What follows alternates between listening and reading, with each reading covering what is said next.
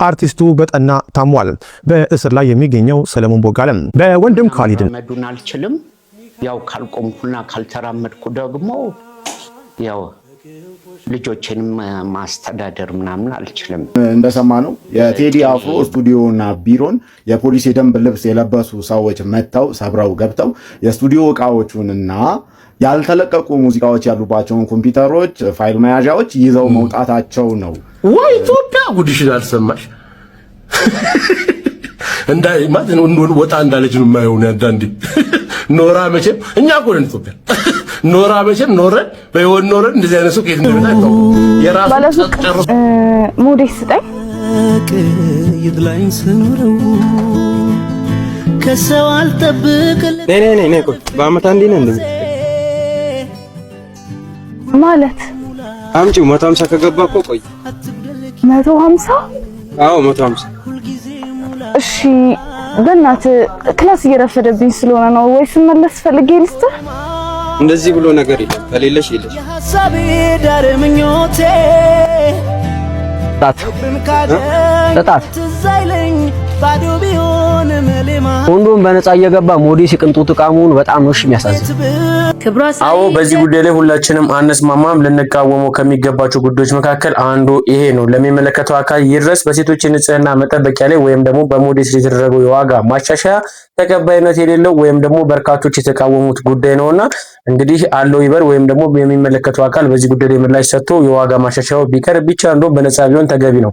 ምክንያቱም የሴቶች ንጽህና መጠበቂያ እንደመሆኑ ያህል ያው ከቤዚክ ኒድስ ሊመደብ ይገባል። ወይም ደግሞ ሴቶች እንግዲህ በየወሩ የግልጋሎት ላይ የሚያውሉት ለሴቶች አስፈላጊ ነገር ነውና ተማሪዎች አሉ፣ ህፃናት አሉ፣ ስራ የሌላቸው ታዳጊዎች በርካቶች አሉና ይህን ጉዳይን እንግዲህ የሚመለከተው አካል አለው ብሎ ምላሽ ቢሰጥበት ብዬ ሐሳብ መስጠት ፈልጋለሁ።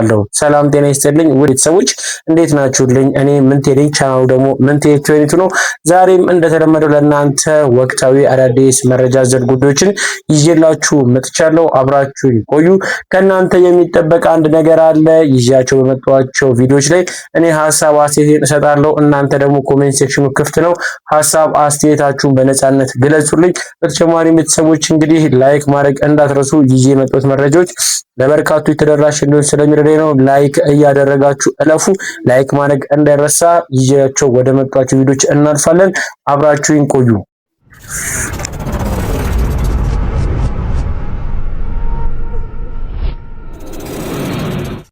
በቅድሚያም ቤተሰቦች ሁሉ ጊዜ እንደምናደርገው በመግቢያችን እንግዲህ በፍልፍሉ ጉዳይ የወጣ አንድ መረጃ አለ። የእናንተንም ግንዛቤ ስለሚጨምር ብትመለከቱት ጥሩ ነው ብዬ ወደ እናንተ አመጣሁላችሁ። እባካችሁን ተጋበዙልኝ። መቆምና መራመዱን አልችልም ያው ካልቆምኩና ካልተራመድኩ ደግሞ ያው ልጆችንም ማስተዳደር ምናምን አልችልም። ጤኔ በቋሚነት እስኪመለስ እስከዛ ድረስ ዝነኛው አርቲስት ኮሜዲያን ፍልፍሉ በስትሮክ እንደተጠቃ ሁላችንም የምናውቀው ነገር ነው። ነገር ግን የሁላችሁ ማወቅ ያለባችሁ ነገር ስትሮክ ሁሌም ተመሳሳይ አይነት ምልክት ላይኖረው ይችላል። ቶሎ የሚደረሰው ምልክቶቹን በማወቅ ነው። እነዚህ ምልክቶች ከልባችሁ አድምጡኝ። ምክንያቱም እንደተለመደው አይነት ፓራላይዝ መሆን ምናምን ላይሆን ይችላል። የሚሰጠው ምልክቶቹን ልንገራችሁ። የመጀመሪያው ከፍተኛ የሆነ ራስ ምታት፣ በጣም ከፍተኛ የሆነ በህይወቴ እንደዚህ አይነት ራስ ምታት አሞኝ አያቅም የምትሉት አይነት ራስ ምታት ሊሰማ ይችላል። ብዙውን ጊዜ ሰዎች ከማይግሬን ጋር ይምታታባቸዋል። ነገር ግን ከፍተኛ የሆነ ራስ ምታት አንደኛው ምልክት ነው። ሁለተኛው ምልክት ደግሞ የንግግር መንተባተብ። ከዚህ በፊት እነዚህ ሰዎች ሲናገሩ ቀጥታ የሚናገሩ ሰዎች የዛን ሰዓት ግን የንግግር መንተባተብ፣ ምላሳቸው መያዝ የመሳሰሉ አይነት ምልክቶች ይታይባቸዋል። ሁለተኛው ደግሞ መምታታት ወይም ደግሞ ኮንፊውዥን መፈጠር። ይህም ደግሞ እያወራችሁ እያለ እነዚህ ሰዎች በመሃል የምትናገሩትን አይረዱ፣ የሚመልሱላቸው መልስ ከምትነጋገሩት ነገር ጋር የተዘበራረቀ መሆን ወይም ደግሞ ከምትናገሩት ነገር ጋር የማይመሳሰል አይነት ነገር መናገር፣ ነገሮችን ለመረዳት ማቃት፣ ምላሳቸው መተሳሰር፣ መናገር ማቃት የመሳሰሉ እነዚህ ሶስተኛው ምልክቶች ናቸው። አራተኛ ደግሞ የእይታ ብዥ ማለት ወይም ደግሞ እያዩ የእይታ መጋረድ።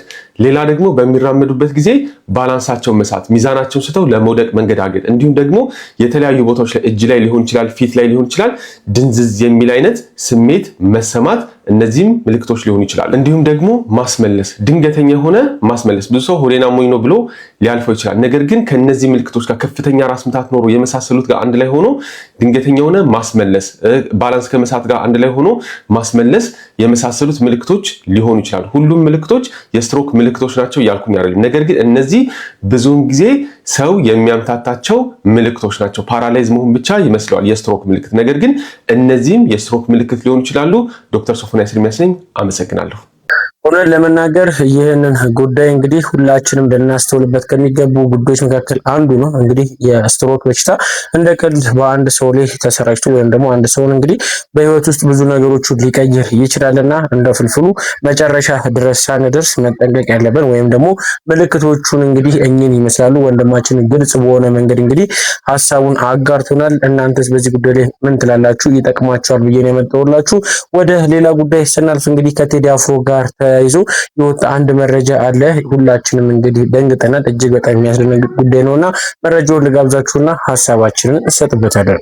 አሁን እንደሰማነው የቴዲ አፍሮ ስቱዲዮና ቢሮን የፖሊስ የደንብ ልብስ የለበሱ ሰዎች መጥተው ሰብረው ገብተው የስቱዲዮ እቃዎቹንና ያልተለቀቁ ሙዚቃዎች ያሉባቸውን ኮምፒውተሮች፣ ፋይል መያዣዎች ይዘው መውጣታቸው ነው መረጃ ዘሀበሻ ነው አይ ቲንክ የዘገበውና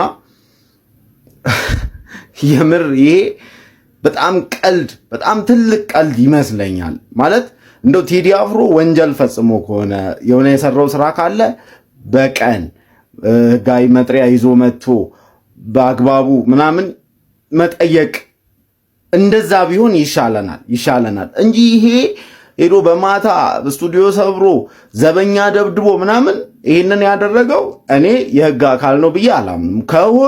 ከሆነም ህግ የሚጥስ የህግ አካል ነው እንጂ አው በቃ ልክ አይደለም። እኛ እንደዚህ አይነቱን ነገር መልመድ ወይ አሁን ይሄ እዚህ ስር መጥቶ ይሄ አዲስ ነው እንደ የተለመደ ምንም በቃ ልንለምደው የማይገባ ሁሌ አዲስ አግባብ ያልሆነ ልንቃወመው ልክ አይደለም ልንለው የሚገባ ተግባር ነው። ዜናው እንዳልኳችሁ የዘሀበሻ ነው።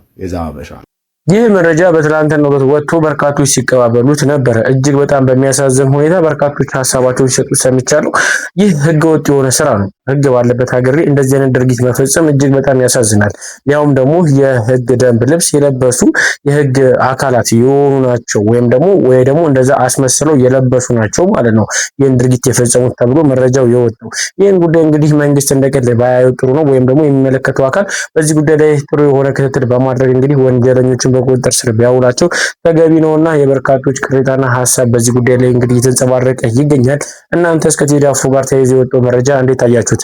ሀሳባችሁን ስጡበት። እንግዲህ ከሰሞኑ በቴዲ አፍሮ ጉዳይ እንግዲህ በርካቶች መረጃዎች ሲወጡ ነበረ። ከመቼ እንግዲህ የእሱ ጓደኞችም እንዲሁም ደግሞ የስራ ባልደረቦቹም በቁጥጥር ስር እንደዋሉ መረጃዎች ሲወጡ ነበረ።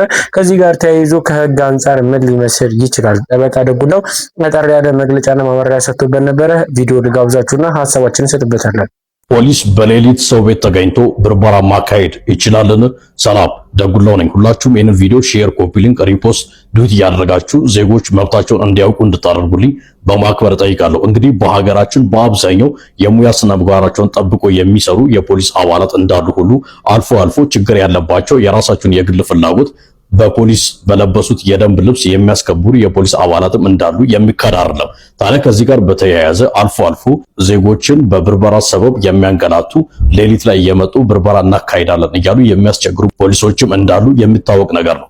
ታዲያ ከዚህ ጋር በተያያዘ አንድ ብርበራ ለማካሄድ የተመደበ ሰው ማሟላት ካለባቸው ጉዳዮች የመጀመሪያውና ዋነኛው በመሪ ደረጃ የግዴታ የፍርድ ቤት የብርበራ ትዕዛዝ መያዝ አለበት። ይሄንንም ለተበርባሪው ቤት ባለቤት ወይም ደግሞ ግለሰብ ማሳየት ማንበብ ግዴታ አለበት። ከዚህም ባሻገር ብርበራ ለማካሄድ በህግ የተፈቀደው ሰዓት ከጠዋቱ 12 ሰዓት እስከ ምሽቱ 12 ሰዓት ነው። ይህም በእርግጥ ልዩ ሁኔታዎች አሉ። በፍርድ ቤት በልዩ ሁኔታ ካልተፈቀደ በቀር የግዴታ ብርበራ የሚደረገው ከጠዋቱ 12 ሰዓት እስከ ምሽቱ 12 ሰዓት ብቻ ነው ማለት ነው። ስለዚህ ይህ መታወቅና በፖሊሶችም ዘንድ ሊከበር የሚገባ ህግ ነው እላለሁ። አመሰግናለሁ። እውነት ለመናገር እንደሰማችሁት ነው። ከህግ አንፃር ህጉ ምን ይላል የሚለውን እንግዲህ ማብራሪያ ጠበቃ ደጉሎ ግልጽና ተስማሚ ወይም ደግሞ በሚገባና ቀላል በሆነ መልኩ ለኛ አድርሶናል። እስቲ ከህግ አንፃር የተሰጠው መግለጫ ተመልክታችሁ ማየት ሐሳብ አላችሁ ሐሳባችሁን ግለጹበት። ወደ ሌላኛው ጉዳይ ስንሄድ ደግሞ ዋናው ርዕሳችን የነበረው የሰለሞን ቦጋለ ጉዳይ እንግዲህ በፊንቴክ ኢንቨስትመንት ጉዳይ እንግዲህ በወህኒ ወይም ደግሞ በቁጥጥር ስር ውለው ምርመራ እየተካሄደባቸው ከነበሩ ታዋቂ ሰዎች መካከል አንዱ ነውና አምባሳደሮቹ መካከል ነው። እንግዲህ አሁን ላይ በሱ ጉዳይ የወጣው እጅግ በጣም አስደንጋጭ መረጃ ወጥቶ ነበረ። በጣም የሚያሳዝን ጉዳይ ነው። እስቲ መረጃውን ልጋብዛችሁና ሐሳባችንን እንሰጥበታለን። አርቲስቱ በጠና ታሟል። በእስር ላይ የሚገኘው ሰለሞን ቦጋለ በወንድም ካሊድና በይገረም ደጀኔ ላይ ተጥሎ የነበረው የቤተሰብ ጥየቃ እገዳ ተነስቷል። ከእስር ቤት ያለው መረጃ አቀርብላችኋለሁ። በህገወጥ የፊንቴክ ኢንቨስትመንት ማጭበርበር ወንጀል ተጠርጥረው በእስር ላይ ከሚገኙት ታዋቂ አርቲስቶች መካከል አርቲስት ሰለሞን ቦጋለ በከፍተኛ ህመም ምክንያት የሕክምና ክትትል እያደረገ መሆኑን ሰምተናል። አርቲስቱ ቀደም ሲል በነበረበት የስኳርና የደም ግፊት ህመም አሁን ላይ ጸንቶበት ለመቆጣጠር በመቸገሩ ምክንያት አብዛኛውን የእስር ጊዜውን በፖሊስ ሆስፒታል ሕክምናው በመከታተል እያሳለፈ እንደሚገኝ ታውቋል። በሌላ በኩል ከዚሁም የፊንቴክ ኢንቨስትመንት ጋር በተያያዘ የመኪና ስጦታ ተቀብለው የነበሩት አርቲስት ይገረም ደጀኔና ካሊድ ናስር ላይ ተጥሎ የነበረው የቤተሰብ ጥየቃ እገዳ ዛሬ መነሳቱን ሰምቻለሁ። አርቲስቶቹ የተበረከተላቸው መኪና በወንጀል የተገኘ ሀብት በመሆኑ ለፖሊስ እንዲመልሱ ቢታዘዙም በተሰጠው ጊዜ ባለመመለሳቸው ምክንያት ቤተሰቦቻቸው በእስር ቤት እንደጠየቋቸው ተከልክለው እንደነበር ተገልጿል። ይህንን የእገዳ ውሳኔ ተከትሎ ትላንት በነበረው የአርቲስቶቹ የፍርድ ቤት ቀጠሮ ላይ ካሊድ ናስር ቤተሰቦቻቸው እየጎበኟቸው እንዳልሆነና በማረሚያ ቤት የሚቀርብላቸው ምግብ ለመመገብም እየተቸገሩ መሆኑን ለፍርድ ቤቱ በቅሬታ መልክ አቤት ብሎ ነበረ። ሁለቱ ግለሰቦች ያቀረቡትን ይህንን አቤቱታ ተከትሎም ዛሬ ላይ የይገረም ደጀኔና የካሊድ ናስር ቤተሰቦች ወደ ማረፊያ ቤት በመሄድ እስረኞቹን እንዲጠይቁ መፈቀዳቸውን ከምንጮች አረጋግጠናል። እንደሰማችሁ ነው። እጅግ በጣም በሚያሳዝን ሁኔታ እንግዲህ በቁጥጥር ስር ውሎ በመርመራ ላይ የሚገኘው ሰለሞን ቦጋለ እጅግ በጣም በጽኑ ታሞ በሆስፒታል እንደሚገኝ እንግዲህ የሕክምና ክትትልም እየተደረገለት እንደሆነ መረጃውን አጋርቶናል። እንግዲህ በርካታ መረጃዎችም እየወጡ በርካቶችም ሲለዋወጡት ነበረ፣ ሀሳባቸውንም እየሰጡበት ይገኛሉ። እናንተስ ከሰለሞን ቦጋለ ጋር ማየት ሀሳብ አላችሁ? ብታጋሩኝ እንወያይበታለን። ሌላኛው ጉዳይ ደግሞ እንግዲህ ኃይሌ ገብረስላሴ አሁንም እንግዲህ ድንቅ ስራዎችን ለሀገራችን እያበረከተ ይገኛል። ምንድነው? እስቲ ቪዲዮ ልጋብዛችሁ። አሁን በተሰማ መረጃ የታላቁ ኃይሌ ገብረስላሴ የሆቴል ኢንዱስትሪ ጉዞ አሁንም ቀጥሏል። ዛሬ ደግሞ በታሪካዊቷ የብርሃን ከተማ ደብረ ብርሃን 1.9 ቢሊዮን ብር የወጣበትን ዘመናዊ ሆቴል በድምቀት አስመርቋል። ዘመናዊ የስብሰባ አዳራሾች፣ የሞሮኮ ባዝና ግዙፍ የመዋኛ ገንዳን አካቷል። ለከተማዋ የኢንዱስትሪ ቱሪዝም ትልቅ አቅም የሚፈጥር ሲሆን ከ300 በላይ ለሚሆኑ ዜጎችም የስራ ዕድል ይሰጣል። ሆቴሉ በኢትዮጵያ ያለውን የሩሞች ብዛት ወደ 980 ያሳድጓል። ይህም በ2027 አዲስ አበባ ለምታስተናግደው የኮፕ 32 የአየር ንብረት ጉባኤ ትልቅ ዝግጅት እያደረጉ መሆኑን ያሳያል። አሁን ደግሞ እይታው ወደ ምስራቅ አፍሪካም እየሄደ ነው። ኃይሌ ሆቴል በቅርቡ በሩዋንዳና በጋምቢያ የመስፋፋት እቅድም እንዳለው ይፋ አድርጓል። ከሩጫ ንግስና ወደ ሆቴል ኢንዱስትሪ ንግስና ኃይሌ ገብረስላሴ እንደዚህ አይነት መልካም ስራዎችን ወይም ደግሞ ሀገር ሊያሳድጉ የሚችሉ በርካታ ኢንቨስትመንቶችን እንግዲህ እቅድ ፕላን እየነደፈ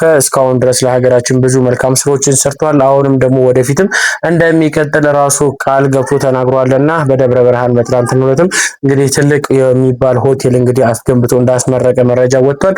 እንኳን ደስ አለ ማለት ፈልጋለሁ። ስለ ኃይሌ ምን አይነት ሀሳብ አላችሁ?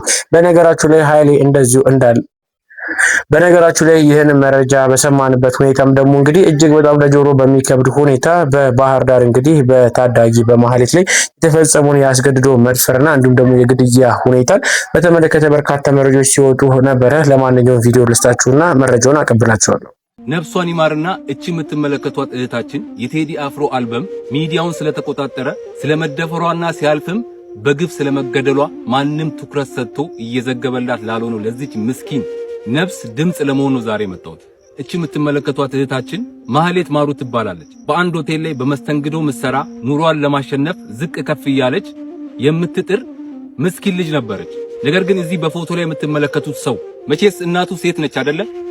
ከሴት እንዳልተወለደ ለዛውም ቢወልዳት የሚያደርሳትን እቺን የምትመስል ኑሮዋን ለማሸነፍ ቤተሰቦቿን ለመርዳት ስትል ያለ እድሜዋ ሆቴል በመስተንግዶ ተቀጥራ ኑሮን ለማሸነፍ ምትንደፋደፍ እችን ምስኪን ልጅ ሚያዝያ 6 መስተንግዶ ከምትሰራበት ሆቴል ላይ በግድ እየጮኸች እባካችሁ አድኑኝ እያለች እየጮኸች ከሱ ጋር ወደ 5 የሚጠጉ ግብረ አበሮቹን ይዞ በግድ ወደ ብሉ ናይል ወደሚባል ሆቴል በመውሰድ በነጋታው 8 ሰዓት ላይ ቀድማ እሷ መስተንግዶ ወደምትሰራበት ሆቴል ደውሎ ራሷን አጥፍታለች ብሉ ናይል የሚባል ሆቴል ላይ ብሎ ደውሎ ይናገራል። ከዛ በኋላ የህግ አካላት ደርሰው ምርመራ ሲያደርጉ እቺ ልጅ ከመገደሏ በፊት እንደተደፈረች ነበር ያጣሩት። የሞተችውም ጭንቅላቷን በጥይት በመመታት ነበር። እንደዚህ አድርጎ ይኸው ሳምንት አልፎታል። ምንም የተባለው ነገር የለም። ከሳምንት በፊት ልክ እንደኛ በህይወት የነበረች ልጅ በግፍ ተደፍራና ተገላ ዛሬ በዚህ ሰዓት ከአፈር በታች ነች። እሷ አፈር በልታለች። እውነት ሴት ልጅ የወለዳችሁ እህት ያላችሁ እህት ወይንም ሴት ልጅ ባይኖራችሁ እናት አላችሁ። ሁላችሁም እናቶቻችን ደግሞ ሴት ናቸው።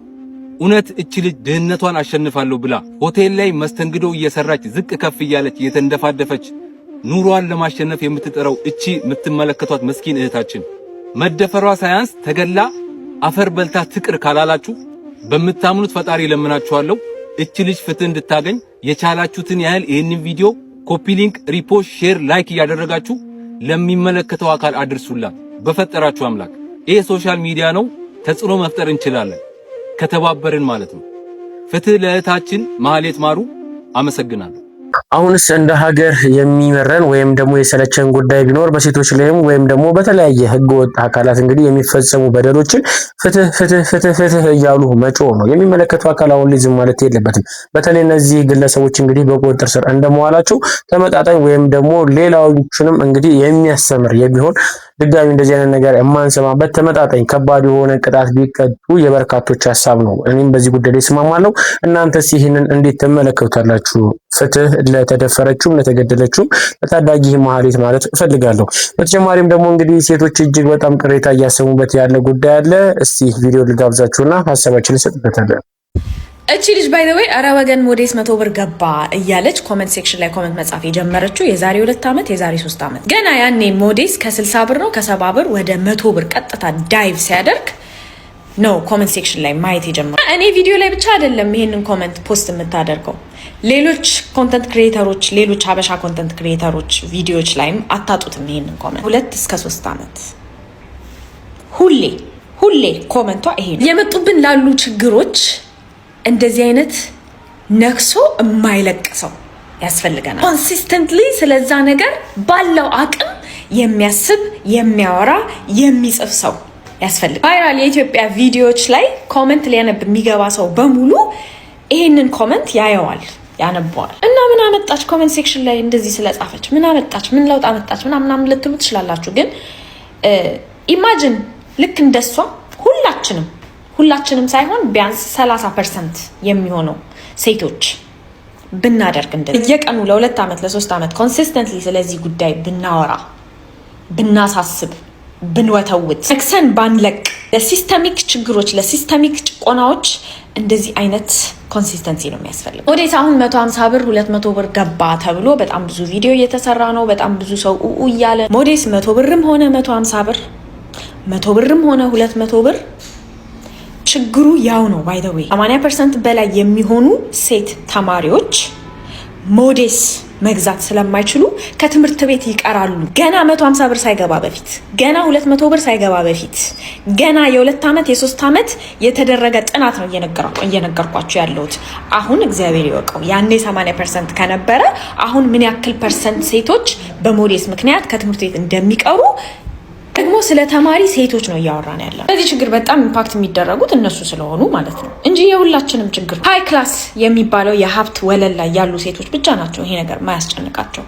ሚድል ክላስ ላይ ያለች ሴት፣ ሎወር ክላስ ላይ ያለች ሴት ያስጨንቃታል። እናት የሆነች ሴት ከልጇ ዳይፐር ላይ ከልጇ ወተት ላይ ሰርቃ ነው ሞዴስ የምትገዛው። ማሽቀን ተጠቅማ ለምትጥለው ነገር ማለት ነው። እዚህ ጉዳይ ላይ በጣም ብዙ ካምፔን ተሰርቷል። ባይ ዘ ዌይ በጣም ብዙ ድርጅቶች ይሄንን ችግር መፍትሄ ለመስጠት ሞክረዋል። መንግስት የተለያዩ አይነት ፕሮፖዛሎች ቀርቦለት ነበር። ታክስ ጋር በተያያዘ ሮ ማቴሪያሉ ከውጪ ሲገባም እዚህ ሲሸጥም ታክስ እንዲነሳ የተለያዩ ጥረቶች ተደርገዋል። እነ አደይ ፓድስ እነ ጀግኒት የተለያዩ አሁን ላይክ ማላስታውሳቸው ድርጅቶች በጣም ብዙ ልፋት ለፍተውበታል። ግን ችግሩ ከድጡ ወደ ማጡ ነው እየሄደ ያለው። እኔ ፕሮፖዝ የማደርገው ነገር ምንድነው? ያላችሁ ሴቶች፣ ገንዘብ ያላችሁ ሴቶች እዚህ ጉዳይ ላይ የሆኑ አይነት ፕሮጀክቶችን አስባችሁ ቢያንስ መንግስት ትምህርት ቤት ላሉ ተማሪዎች፣ ለጎዳና ተዳዳሪዎች፣ አቅም ለሌላቸው ሴቶች ሞዴስ ገዝታችሁ የምትሰጡበትን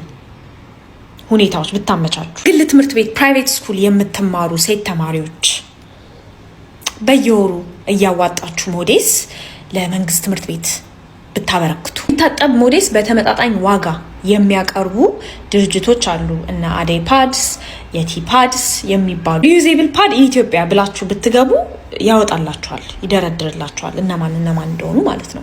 እነዚህ ሰዎች ጋር እነዚህ ድርጅቶች ጋር ደውላችሁ እነዚህን የሚታጠቡ ፓዶች ገዝታችሁ ለሴት ተማሪዎች ብትሰጡ goes a long way። እነዚህ የሚታጠቡ ፓዶች ከአንድ ዓመት እስከ 1 ዓመት ከግማሽ በስነ ስርዓት እያጠበች መጠቀም ትችላለች። ችግሩ በሲስተም ደረጃ እስኪቀረፍ ማለት ነው። ሁሉ ለመናገር ጆርዲ እንደተናገረችው ነው፣ ሁላችንም እናቃታለን። ከዚህ በፊት እንግዲህ 100 ብር ሲገባ ብዙዎች ቅሬታቸውን ሳያሰሙ ችላ ብሎት ነበረ። እንግዲህ አንዲት እህታችን እኔም ራሱ ያስተዋልኩት ጉዳይ ነው፣ ሞዴስ እኮ 100 ብር ገባ ምን ሊውጠን ወይም ደግሞ ተገቢ አይደለም ብላ ቅሬታዋን ስታሰማ ነበረ። ሁላችንም እንግዲህ በዚህ ጉዳይ ላይ ይመለከተናል። ወይ እህት ይኖረናል፣ ወይ እናት፣ ወይ ደግሞ እንግዲህ ሚስት፣ ይቀጥላል ደግሞ ልጅም የሚባል ነገር ይመጣል። በዙሪያችን ያሉ ሴቶች እንግዲህ እንደዚህ አይነት ተፈጥሯዊ ሁኔታ እንግዲህ በችግር ውስጥ ገብተው መግዛት ወይም ደግሞ ፍላጎታቸውን ማሟላት እስከሚከብዳቸው ድረስ የዋጋ ጭማሪ መታየቱ በርካቶችን ያናደደ ወይም ደግሞ ይህን እንደ ሀገር እንግዲህ እንደ ሀገር ራሱ ይህ ተስማሚነት የሌለው ወይም ተቀባይነት የሌለው ጉዳይ ይመስለኛል። እውነት ለመናገር በነፃ መሆን የሚገባው ነገር ዋጋ ሲከፈልበት ሲሆን ችግር የለውም ብለን ብናልፈው፣ አሁን ላይ ደግሞ እንግዲህ የዋጋው ጭማሪ ከኖርማል እንዲሁም ደግሞ ከቅንጦት እቃዎች ጋር በተያያዘ መልኩ ወይም ደግሞ በሚመጣጠን ሁኔታ የዋጋው ጭማሪ አንድ ላይ እያሻቀበ ይገኛል። እናንተስ ይሄንን እንዴት ተመለከታችሁት? ለማንኛውም እኔ በዚህ ጉዳይ ላይ አልስማማም። ለሴቶች የንጽህና መጠበቂያ ወይም ደግሞ የሞዴስ ላይ የተደረጉ የዋጋ ማሻሻያ ተገቢ ስላልሆነ ቢቻል መቀነስ አለበት እንጂ ሊጨምር አይገባም። ባዮች መካከል ላይ ሀሳባችሁን ስጡበት። በትናንትናው ዕለት እንግዲህ በርካቶችን ያነጋገረው ሌላኛው ጉዳይ ደግሞ የሳምሶን ቤቢ ጉዳይ ነው። ሳምሶን ቤቢ እንግዲህ አዲስ ህይወት መጀመሩን እንግዲህ በተለይ ሶሻል ሚዲያ ላይ እየተጋራ ነበረ። እስቲ ቪዲዮ ልጋብዛችሁና ሀሳባችንን እንሰጥበታለን። It's like a best friend but more.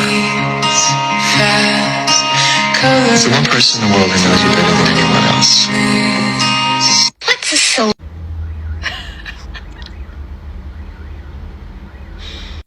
ደሞ ሌላ ትኩሳት ይላችኋል። ይሄ ነው ምንድነው ግን እውነት አልገባኝም። አስረዱኝ። የድሮ ነው ብዬ እንዳልሄድ ማለት ነው። ጥርሱ አዲስ ነውና ጉድ እኮ ነው። እስቲ ኮሜንት ላይ ሀሳባችሁን ጻፉልኝ። ሆነ ለመናገር በርካቶች ለሁለት ተከፍለው እንግዲህ ሀሳባቸውን እየሰጡበት ይገኛል። በዚህ ሰዓት ላይ በርካቶች እንኳን ደስ አለ ብለው ሀሳባቸውን ሲሰጡ፣ ሌሎች ደግሞ እንግዲህ በሚስትየው ወገን ሆነው ተገቢ ያልሆነ ድርጊት ነው። የልጆች አባት ነው፣ የልጆች አባት ወይም ደግሞ የልጆች እናት እያለች እሷን ትተህ ወደ ሌላ ሴት ጋር እንዴት ትሄዳለህ? ወይም ደግሞ ችግራችሁን ወይም ደግሞ በማከላቸው የተፈጠረውን ክፍተትን በማጠብ እንደገና ወደ ቀድሞ ፍቅራችሁ መመለስ ሲገባችሁ አንተ በዚህ ሰዓት ላይ እንግዲህ ከሌላ ሴት ጋር መሆኑ ተገቢ አይደለም ብለው ሀሳባቸውን እየሰጡ ይገኛሉ። እኔ ግን በነገራችሁ ላይ ሳምሶን ቤቢ አሁን ባደረገው ነገር ላይ እስማማለሁ። ምክንያቱም ትዳሩን ፈቷል፣ እንዲሁም ደግሞ ህጋዊ በሆነ መንገድ መልኩ በሰላም እንግዲህ ፈጽሞ የየራሳቸውን ህይወት ጀምረዋል። ስለዚህ ህይወት ይቀጥላል፣ አዲስ ትዳር አዲስ ህይወት ይመሰርታል። የተለመደ ነገር ነውና እኔ እንደ ሌሎቹ አልተመለከትኩም፣ ወይም ደግሞ የተመለከትኩበት መንገድ በዚህ መንገድ ነው። እናንተስ እንዴት ተመለከታችሁት? ሀሳባችሁን ስጡበት። ተጨማሪ ቪዲዮ አለ ልጋብዛችሁ። እንግዲህ ዛሬ የተገናኘ ነው እዚህ ፊት አውራሪ ገብርዬ መታሰቢያ ቦታ ነውና ፊት አውራሪ ገብርዬ ማን ናቸው? አይ አላውቃቸውም። ፊት አውራሪ ገብርዬ ላይ ፎቶ ስትነሳ ነበር ያገኘውና ፊት አውራሪ ገብርዬ ማን ናቸው? ብዙ አላውቃቸውም። አዲስን ምንም አውቀው ነገር የለም። እሱ እንግዲህ ወደፊት ጠይቄ ብትጠይቂኝ አይሻልም? እርግጠኛ ፊት አውራሪ ገብርዬ ማን እንደሆነ አላውቅም።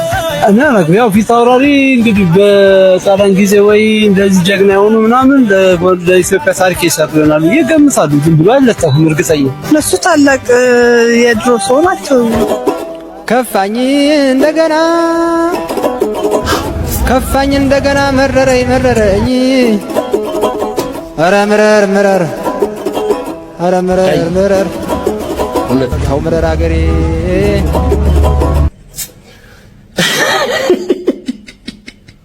እኔ ጎዳው ያለ ማወቅ ጥጋችን ምን እንደደረሰ እኮ ነው። ምን ብለህ ነው ፎቶ የተነሳው? የመጀመሪያው ሰውዬ አላቃቸውም ብለህ ምን ሰው ሲነሳ አይተህ ሲገለበጥ የምታይ ትገለበጣለህ ማለት ነው አብረህ እንዴ?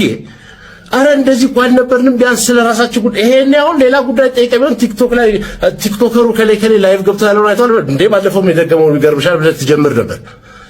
እዚህ ቆመህ ትነሳለህ። የምትነሳበት ግብአት ራሱ ለሆነ ለሚዲያ ለቲክቶክ ለምን ቦታው ጋር ተነሳው ነው እንዴ? ራሱን ያላወቀ ሰው ቆስቷል ወገኖች። የድሮ የመጨረሻው ትሻለሽ። የድሮ ጀግና ናቸው በጀግናት ጀነራሊ ወይ ኢትዮጵያ ጉድሽን አልሰማሽ እንዳይ ማለት ወጣ እንዳለች ነው የማየው አንዳንዴ። ኖራ መቼም እኛ እኮ ነን ኢትዮጵያ። ኖራ መቼም ኖረን በህይወት ኖረን እንደዚህ አይነት ሰው ከየት እንደመጣ አይታወቅም። የራሱን ጨርሶ የማያውቅ ሰው ያደረገውን የሚያደርግ ለምን እንደሆነ የሚሄድበትን ቦታ የማያውቅ ለምን እንደሆነ ትልቢል የማያውቅ እንዴ አትሊስት ጀነራል ነገር የሀገር ቦታ ጋር ሄደው ነገር የውጭ ሰው መጥቶ እኮ ምንድን ነው የፈለከው ምናምን ቢል አይ ምድር ብታረገው ቢል አይ እንደዚህ ይሄ እንዲህ ነው ይሄ እንዲህ ነው ቢጠይቅህ እስቲ አስረዳ ብትባል ይሄ እንደዚህ ቦታ እንዲህ ቦታ ፈራለ አይ ትንቀጫቀጫለህ ፎቶ እየዞርክ ባታውቀው ቦታ ጋር እኔ አላውቃቸውም ጭራሽ ጠያቂው አንዱ እንዲሁ ይገላመጣል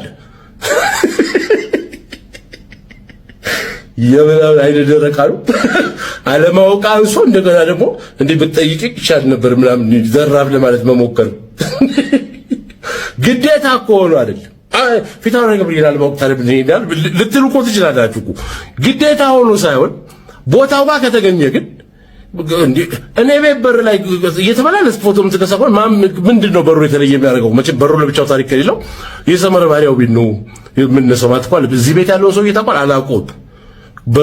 በሩ ምንድነው አላውቀውም ምን እንደሆነ ፎቶ እካሌ ሲነሱ ስላየ ትነሳለህ የሆነ ነገር ይሄ በቃ ከብታዊ አካሄድ እየሄድን ነው። በቃ ዘመነ በጋዊ እንደው ምን ይላል ዘፋኙ ብቻ ትክክል ከፋኝ እንደገና ይሁን። ሰመረ ባሪያው በተናገረው ጉዳይ ላይ ምን ትሉታላችሁ? እውነት ለመናገር እንደ ሀገር ትንሽ ጥያቄ የሚፈጥር ነውና ለማንኛውም ወደ እናንተ አሳልፋለሁ። ቤተሰቦች ለዛሬ ይዤላችሁ የመጣኋቸው ቪዲዮዎች እንዲህ ይመስላሉ። ያስተማራችሁ፣ ያነጋገሯችሁ እንዲሁም ደግሞ ትዝብት ውስጥ የከተቷችሁ ጉዳዮችን በኮሜንት ሴክሽን ላይ እንነጋገርባቸው። በቀጣይ ቪዲዮ እስክንገናኝ ሰላም ቆዩልኝ። እወዳችኋለሁ።